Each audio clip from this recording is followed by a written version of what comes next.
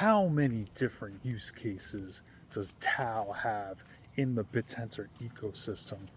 The answer is a lot. My name is Jeremy, aka School of Crypto, and I'm bringing you another Bittensor video. So I was looking into all the different use cases of the TAO token, which is the native token for the Bittensor ecosystem. And to sum it up, it's the token that you need to participate in Bittensor, period. And I'm just going to name a few of the different use cases of TAO, the token. So first of all, if you want to start your own subnet, so basically your own business on the Bittensor network, you need to have TAO in order to secure that subnet. So that's locking TAO into the Bittensor ecosystem on the network, and then you're able to get the subnet slot. So last time I checked, the TAO that needed for subnets, it was in the 800s, 900s, thousands. So it is a good amount of money. Like, you need to have certain funds in order to secure that subnet slot. But what you get in return is a lot of resources. So when you lock that TAO, you get your own subnet token. So Mark Jeffrey has said that subnet tokens are almost rehypothesized TAO, and you're getting 41% of the emissions of your subnet token. The validators get 41%, and then the miners get 18%. So the owner gets 18%, and the miners and the validators each get 41%. So as an owner, you're getting 18% of all those emissions that are coming in every single day.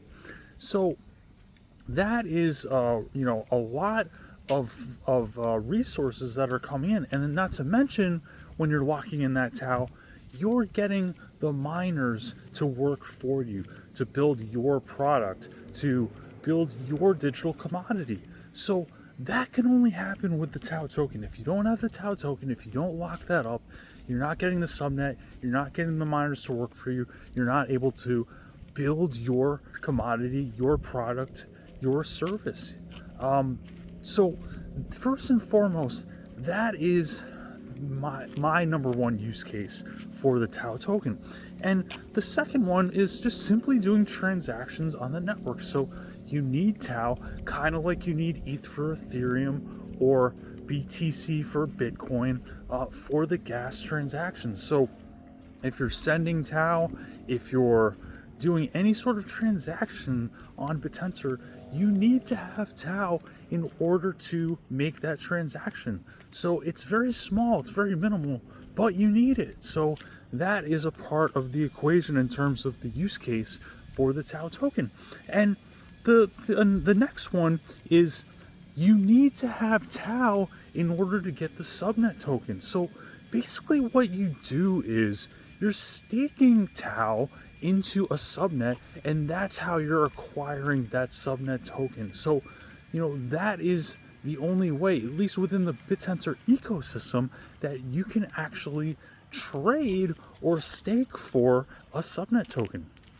There are some centralized exchanges that have listed, big projects like Shoots and other projects like Liam and Targon, and there's a lot of other different tokens that have been listed on these exchanges. But when you're dealing with Bittensor in the ecosystem, when you're doing trades and swaps within these liquidity pools, you need to have TAO. So that is another use case in terms of why it's important and why you need to have the token. So the next use case that is really interesting is you need to have TAO to be a miner. So, it's interesting because for me, I, didn't mine. I basically just invested, and I looked into,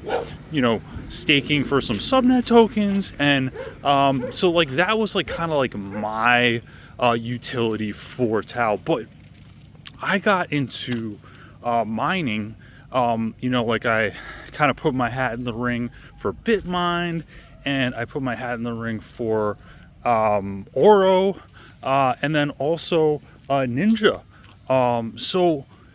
These were, so then like all of a sudden, I was like, hey, like I'm buying some TAO because I didn't want to like use my own TAO. So I was just like, all right, well, I have some tokens on Coinbase and I sold some for TAO, but I was like, it wasn't to like invest in TAO or anything. It was just to get the TAO to register for the subnet. So, for me, I think this is the most underrated use case because everyone's talking about like, hey, like TAO is going to be it's like the, S&P 500 coin of this whole entire ecosystem. I totally understand that, but I think that when you have all these really talented developers and coders and data scientists and machine learning engineers that are looking into how much money some of these guys are making, they're going to want to participate. They're going to want to get involved with this ecosystem and put their hat in the ring in order to get rewards. So that means they need to acquire TAO, and then they need that TAO to register to become a miner.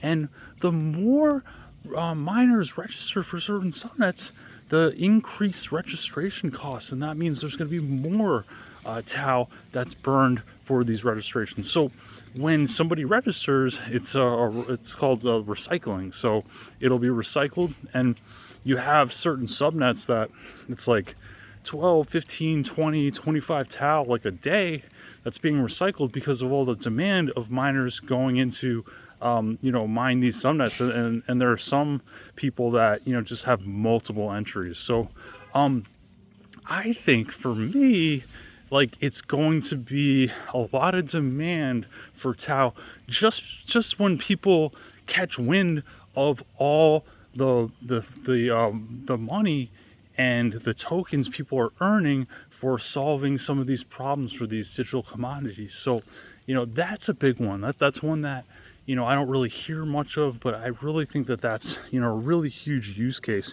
And, and we're talking about securing the network and validating all these incentive mechanisms within these subnets.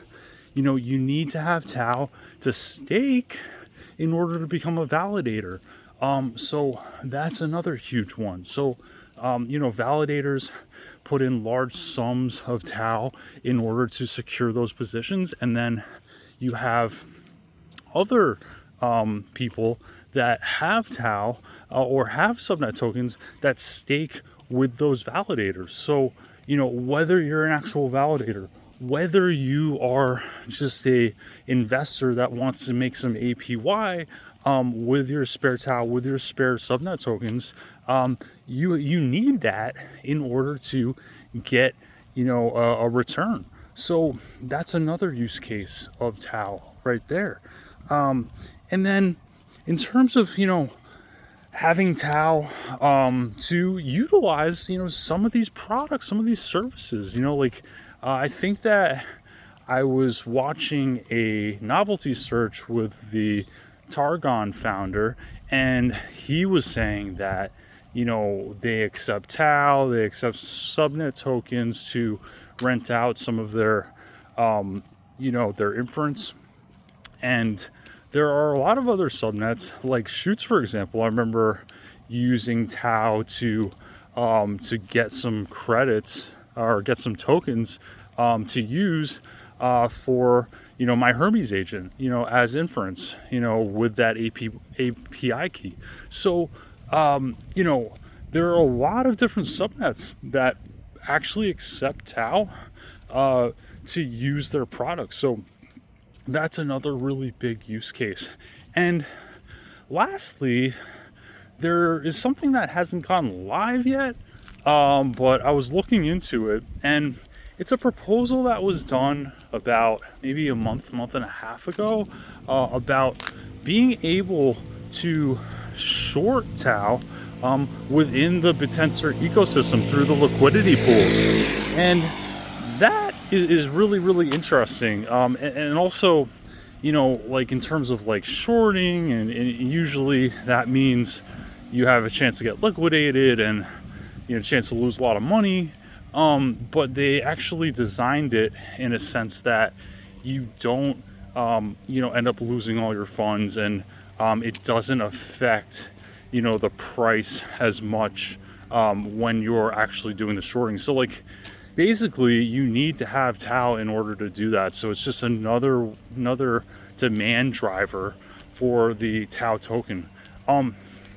So, you know, those are all the use cases that I've come up with for TAO.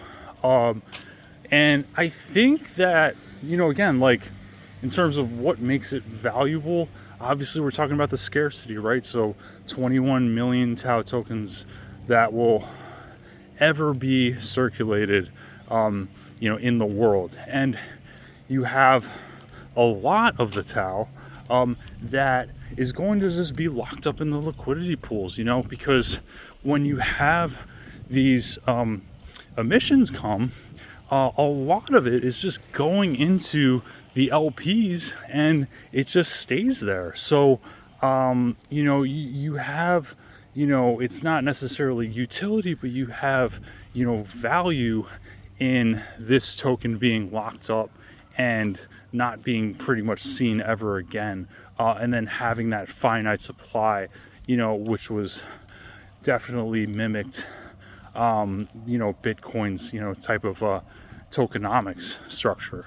So between all the use cases of TAO, just literally being able to interact and participate in the ecosystem, and then having this token really help you generate, you know, even more tokens, right? As a subnet owner, as a miner, as a validator, as a staker, you know, this, you know, really has an impact on generating wealth and creating opportunities that you may not have had with another business, a traditional business structure. So that's what TAO brings you, and it allows you to, you know, again, subsidize your whole entire operation and give you the manpower and give you the funds and give you an opportunity to really build your product or service without all the hassle of, you know, dealing with company structures and employees and, you know, all that stuff that, you know, regular business owners have to worry about. So, and that can all happen with the TAO token. So I just wanted to run down all the different use cases, all the utilities of TAO, the token itself, in the Bittensor ecosystem. Did I miss anything? Are there any other use cases that you guys can think are really essential for that TAO token in the Bittensor ecosystem? Definitely let me know in the comments down below. Like and subscribe if you enjoyed this video. Check out my Twitter, and I will see you guys in the next one. Take care.